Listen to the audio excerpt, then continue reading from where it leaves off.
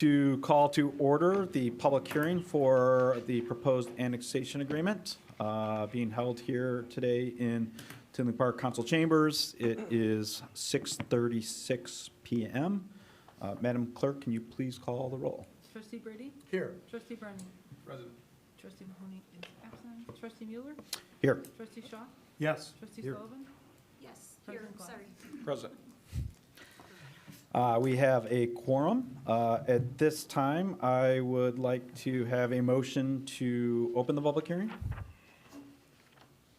Need a motion? Yes. I'll make the motion. Thank you, Colleen. Looking for a second. I'll second it. Thank you, Mr. Brennan. Madam Clerk, can you call the roll on the motion to open the public hearing? Roll call for item A, Trustee Brady? Yes. Trustee Brennan? Yes. Trustee Mueller? Yes. Trustee Shaw? Yes. Trustee Sullivan? Yes. At this time, Dan, do you want to give a bit of an overview of the project and where we're at? Sure. Yeah, and Tiffany gave a little overview last time. It's really an annexation development agreement for, it includes a 71.9 acre overall parcel, 55 acres, so that still has to be annexed. And it's really just setting parameters in place for the village and the developer to kind of understand what everybody's responsibilities are there.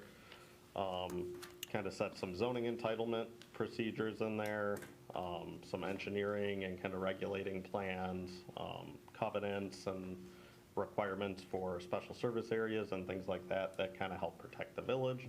It also gives the developer some expectations as to what the village is approving.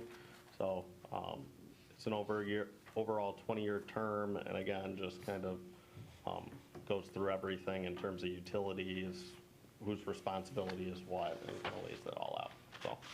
So there's also a memo in there from Delgado that for any of the changes that have kind of happened. There's been some tweaks in there, just clarifying whose expectations for whose requirements are what for utilities, and then just kind of updating some of the exhibits based on what we've talked about here with landscaping, fencing, things like that. Perfect, thank That's all you. we got. Thank you, Mr. Ritter. At this time, we'll move on to item B. We'll receive comments from the public. Keep in mind that this is a public hearing, so when you come to the dais, please identify yourself and your address, and then make your public comment.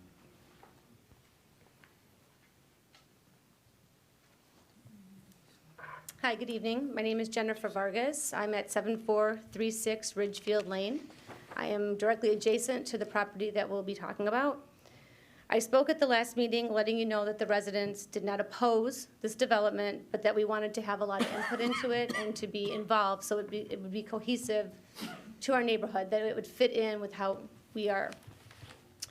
And I wanted to say thank you to the village for letting us do this and actually let us have some input, especially Dan, for being patient with us and all of our questions and answers and going through it, the mayor, Pat, and also the developer. They've all been very nice in working with us, and we do appreciate that. At the last meeting, I just want to say I invited everyone to my house to see the impact that this would have on our neighborhood. And no one reached out to me, and I'm pretty easy to find. And I'm hoping that it's because you maybe have been uncomfortable with my invitation to come out and see what this will actually do to our neighborhood.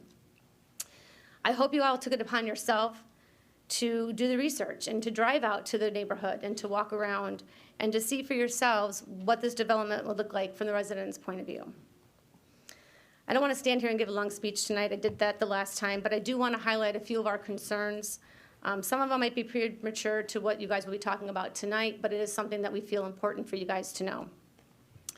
The first one is our 24-hour concern about the businesses that will be going into this development. I first of all want to apologize. Last time I was here, I let you all know that when I was on the zoning board, I did all the research myself and I never took anyone's word for it.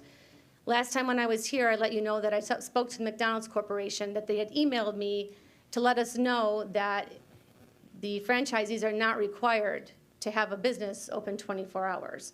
So before the meeting tonight, I emailed each and every one of you a copy of that email that I was sent to by the McDonald's Corporation, so you all can look at that. So my apologies for not getting to that any sooner. But I know that the mayor had talked to a franchisee that had given him incorrect information. So now you all have that response, and you'll know, we don't want this 24 hours. We don't feel that it would fit into our neighborhood. We feel that there would be a lot of commotion, noise, and also safety concerns. And as far as Lenny's being a 24-hour gas and wash, we don't want that either. Anyone can access his already existing gas stations from I-80. He has the one on 183rd. He has the one on 183rd in LaGrange. He also has one on 183rd, a little off of Harlem. So those are accessible, and there is no residential homes by those gas stations. So those are open 24 hours. We would rather have everyone on, overnight be pushed over that way, rather than having it in our neighborhood where their houses are and where we live. So that was another point that I wanted to make. Second one is we wanted to keep the trees that are existing there already to protect the neighborhood from noise, especially for the homes that are closest to this development. And also, we wanted to, or are asking for, a 10-foot fence on a berm around the actual development buildings to keep the consumers who are coming in there on that side of the development. We don't want them to have access to our community through that development. A third thing that I wanted to talk about is our traffic, the traffic in our neighborhoods. Right now, if this development comes in, we are essentially blocked in. We have the Lenny's on 194th in Harlem. You can barely make a left-hand turn during the day. So we only can go out off of Brookside Glen Drive or off of Lakeside. Now, with this being built on 191st, with the construction right now with 191st and 80th Avenue, sometimes it's hard to even make a left-hand turn onto Brookside Glen Drive out of our subdivision. So I want you guys to keep that in mind when you're looking at these plans, because more traffic is going to be forced down our streets. When these lights come in with this new development, we can't get out already. We're going to have more traffic coming in, and we want you guys to take a look at that, and please consider the residents while you're moving forward with this plan. Another issue that the residents want to discuss is our property values. Can you assure the residents that this development will 100% not negatively affect our property values? Of course you can't. No one has a crystal ball. So who's responsible if there's a decline in our property values? I mean, I can have a whole block evaluation done now by a realtor, and I can have it in 6 months from now, and so on and so forth. But the bottom line is, what the residents want to know is if this does happen and our housing values do go down, where can we turn? Who's responsible for that? So I'm hoping that you'll also take that into consideration when you're looking at this development.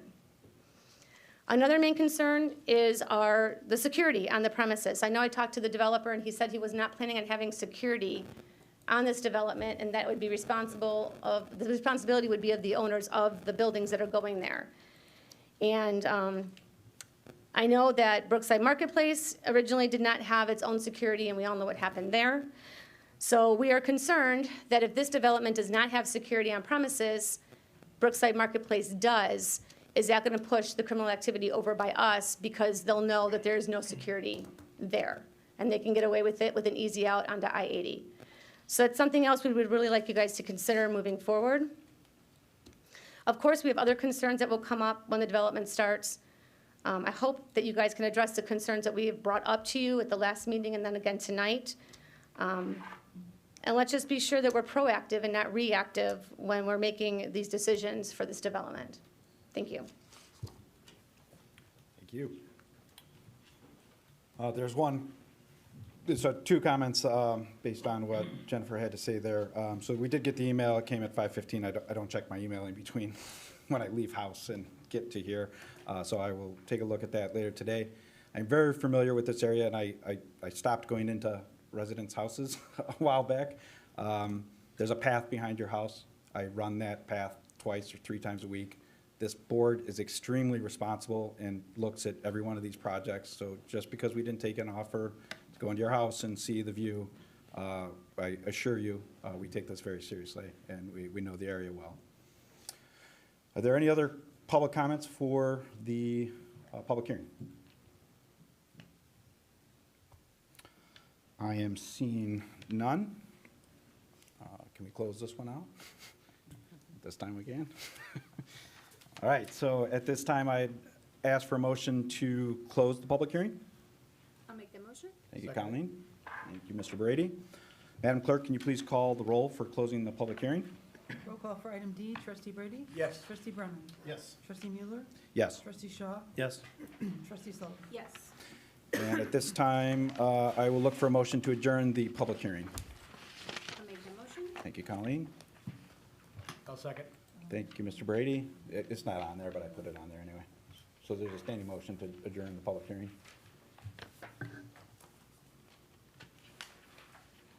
Sorry. So who made the I motion? made the motion and Bill seconded.